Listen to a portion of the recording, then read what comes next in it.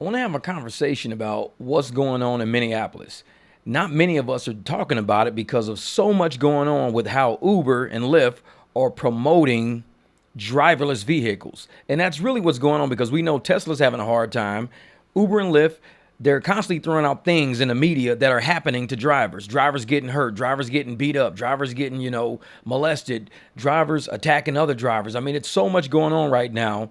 And they're trying to give the narrative that we should change our focus from drivers getting paid to drivers having all these problems.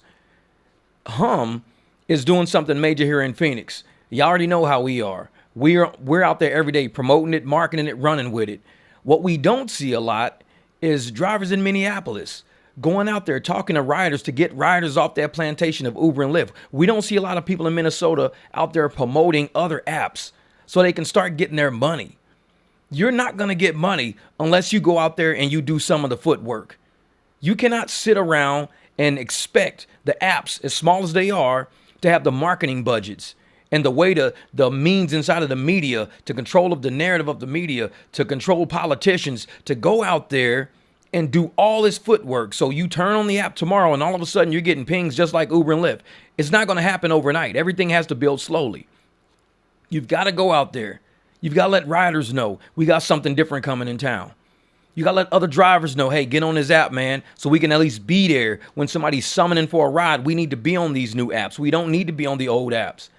Unless you go out there and you're willing to do the footwork, especially how we're seeing right now with If you're not out there putting in the footwork, you're not going to get the pings. You're not going to get the requests. You're not going to be able to build your book of business. You won't be able to get the rides you want to keep paying the bills. You're going to keep running back to the plantation. Hey, man, my family's starving. Can I come back on and pick some more cotton for you? That's how it's going to be. You got to get off. You got to say, today is the last day that I give all these apps my undivided attention. You got to start dividing that attention up. You got to say, I need to start spending time with some of these Lyft riders, educating them about the new apps. Some of these Uber riders, educating them about the new apps.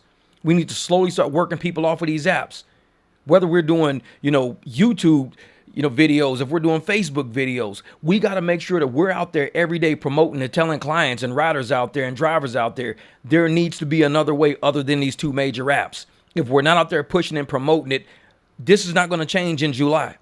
It's just showing the apps, hey, look, we said we weren't going to do it on May the 1st. And look, these people sat around and waited for us. 2 months for us. They're still doing the same number of rides. They're not going nowhere. These slaves ain't leaving the plantation. Look at them. They still out there picking cotton. We told them we ain't paying them more. They still out there picking cotton. You got to say, you know what? Since you guys keep moving the goalposts, you keep saying, okay, you didn't really get a field goal. We moved it over a little bit. You got to say, well, I'm now doing something different now. I'm not just driving Uber and Lyft. I got a private client base I'm building, or I'm driving another app. I'm driving Empower. I'm driving Rides. I'm driving I'm driving something. But I'm not just going to give my undivided attention to these apps, drilling myself into the ground, driving my car to where it's broken. I can't even fix it. This is why you look in the media and you see all these things happening to all these drivers. They're going to push and promote. We can't afford to keep taking care of drivers that keep having things happening to them, lawsuits and all this stuff, medical bills, everything. So we're going to try to go driverless. We can't afford. Drivers are too big of an expense for us. And they're going to tell riders, if you use us, you'll pay less for fares because we're not paying for all these drivers, all these issues happening. You see all these issues happening to these drivers. This is what we're paying for. This is why we got to jack your fares up. Because if we don't jack our fares up, we can't fix all these issues we're having with the drivers. Take the driver out of the equation, we can lower the fares now. Now you don't got to worry about paying so much during the surge prices. We got all these vehicles ready for you, all these driverless Teslas and everything else, these Jaguar F-Paces out there. We got everything for you. This is the narrative they're pushing, that drivers are the reason why fares are so high. Look at all this money they want. We can't afford that. Look at all this money they're trying to get us for a minimum. We can't afford them. That means we're going to drive the prices up for you guys, the riders. You guys ain't going to be able to afford our services no more. You're going to stop taking rides with us. So we got to get rid of the drivers so we can work with you riders directly. This is the narrative they're pushing. Get your ducks in a row. You've got to be out there ready. Getting all your clients lined up. Getting a W-2 lined up if you know you don't want to do the client thing like we do. Go out there and get a coalition of drivers together where you guys can trade off clients here and there, create a network of people. Like what we do out here, whenever we can't do something, we just say, hey, man, I got another driver in that area. He can come pick you up at that time. Is that cool with you? Oh, yeah, shoot him my number. Shoot him my number. These people want to ride. They're willing to pay for us. We got people out here dropping, here's $100. Thanks for picking us up. That 100 would have went to the app. And guess what the driver would have got? 30, 34. That 100 went straight to the driver. This is what happens when you speak about your money, when you're out here really trying to do logistics. You're not playing games with a lot of these YouTubers. Oh, I wouldn't do that if I was you. Don't worry about them. They're not you. They're not you. You need to get your money. That's what you need to do.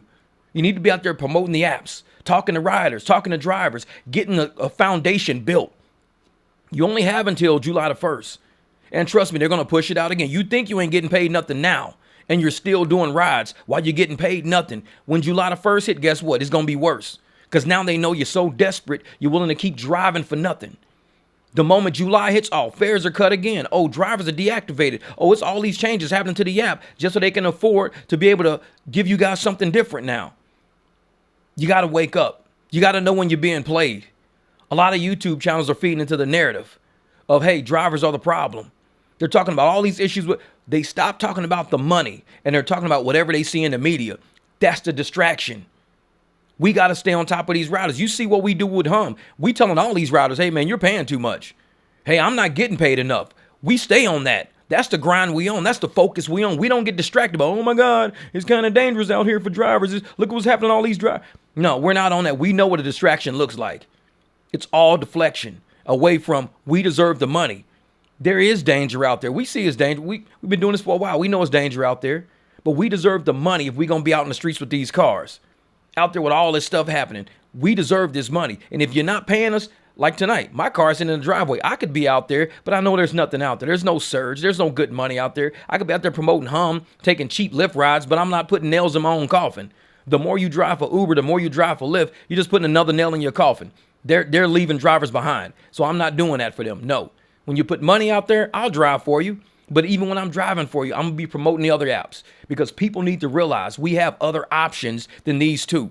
I'll still drive Uber if the money's right. I'll still drive Lyft if the money's right because I'm an independent contractor. But if Hum is saying we have a future for you where Uber don't have a future for you, Lyft don't have a future for you, help us build the foundation so we can be that future you need if logistics is what you want to do. Because Uber and Lyft, they're dropping people off left and right. They don't even care about drivers no more. We know that for a fact. Look at all these drivers out here, got these big trucks, these nice luxury cars, and the apps are like, well, it's just basic to us. Well, they're sure charging these people a lot of money for these basic prices. And these people are paying $40, $50 to go 4 or 5 miles. And yet, what are we getting for 4 or 5 miles? $7, $8, $9. But this person just paid $40 for it. This is really happening. It's really happening. I mean, I get screenshots from Bighorn Kev. I got my own screenshots. I get screenshots all the time about how janky these fares are, how high the prices are, but how low we're being paid. You got to start fighting for yourself. Don't sit and wait till July the 1st, Minneapolis. Don't do it.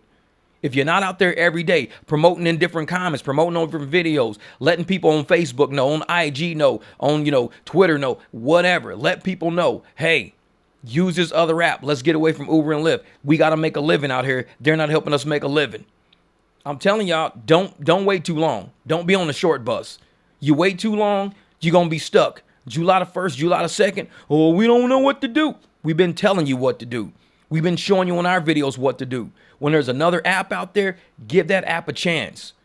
A lot of people, even on my comments, I used Hum like a year ago. That was a year ago, motherfucker. It's 2024 now. You got to understand, things change. The market has changed. Hum wasn't as big back then as it is now. It didn't have as many drivers back then as it has now. Not many riders knew about it back then as they know now. Things have to grow. So if you're not in your community trying to help any app grow, like I said, whether it's Rides, Empower, whatever, they got other apps out there too. If you're not trying to help them grow, that's on you. Because you keep harping on the same 2 apps that's trying to bury you in the ground. You keep putting nails in your own coffin. Watch what's going to happen. Man, we're just focused on the symptom right now. Passenger experience is only a symptom of a much greater disease. And so what's that disease? That disease was the treatment of the drivers, the most valuable asset, right, of the industry. These are the front lines in there, the ones that are going out there putting in heavy hours. I know you work late nights, right? The people who are up all night. The experience deteriorated for them because they were thrown into the backseat of the industry, and you guys are the most important ones in the industry. You guys passengers come and go, but the drivers, you guys are the ones that are responsible for curating a meaningful experience for everybody. And Yes. so we shifted our attention to that. And when we did that, we thought, how can we really build a company that's surrounding the driver, where the driver is truly at the center of it? And that's how we came into the Hum business model, a commission-free business model. We decided to remonetize the rideshare marketplace entirely, right? Instead of this commission take rate on every single ride transaction, which lacks transparency, we said, let's do something that's transparent. That's what these guys want at the end of the day, is Yeah. transparency. And by remonetizing it, we brought in the subscription model, right? We're in the middle of the subscription economy. You know, everyone's got an Amazon, a Netflix, a Spotify, you name it, type of subscription. Why isn't there one for rideshare, right? Yeah. And so that was the advent, and that was the birth for Hum. We began And working on that for a few years, and we eventually left our jobs and went all into this thing just over a year ago. yeah, and I'm glad you said something about the drivers, because actually what Hum stands for, what I found out, is here you matter. I I like like it. that. I like it. Yes, that is dope. I like that. I'm like, hey, let's put the energy and effort, back into drivers again. Let's let them know that they matter. Here you matter. I like that. I like that. Imagine opening up a restaurant and treating your wait staff, your chef, every worker in there like garbage. How can you expect someone to deliver a five-star meal when you're treating all of your employees like that?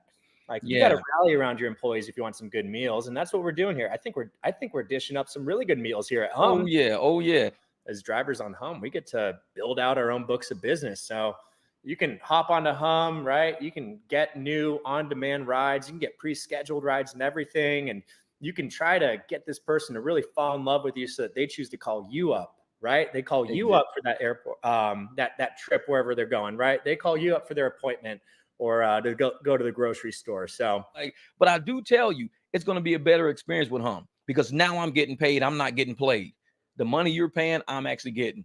I like it. I like So it. I'd say people are, in the grand scheme, if you do a month of Uber and a month, or I'm sorry, month of any other rideshare company and a month of Hum, you compare the price points that you spent on. I think Hum, you're going to be saving some money on. I mean, we're not doing any surge pricing on our passengers because our drivers are keeping 100% of the fares, right? And you guys are yeah. out there, and we got to work AZ Bike Week together, right? And Yep. Yep. not a bad earnings opportunity. Waste management, really not a bad earnings opportunity. Oh That was yeah. pretty Oh big. That was a good one. And there's some folks on other rideshare apps that were out there, chasing that surge. But you know how yeah. those algorithms work. It's hard to pick up a ride from that area necessarily. They kind of push you away. And so at least our drivers, you guys were showing up and just cycling through, right? Oh Cycling yeah. predictable revenue for all of you. Well, we're all about community here, right? And Oh yeah. we want to continue putting dollars in our drivers' pockets, because that's the best way to bolster up the community. I think you and I were having a phone conversation about this maybe last week, right? Like, when you're getting paid 100% of the fares, yeah, you're making some good revenue now, and you're redistributing that into local small businesses, right? Yeah. Other drivers, right? You're probably hopping on as a passenger from time to time, right? And this stays within circulation within the local economy, which is really a powerful move. Yeah.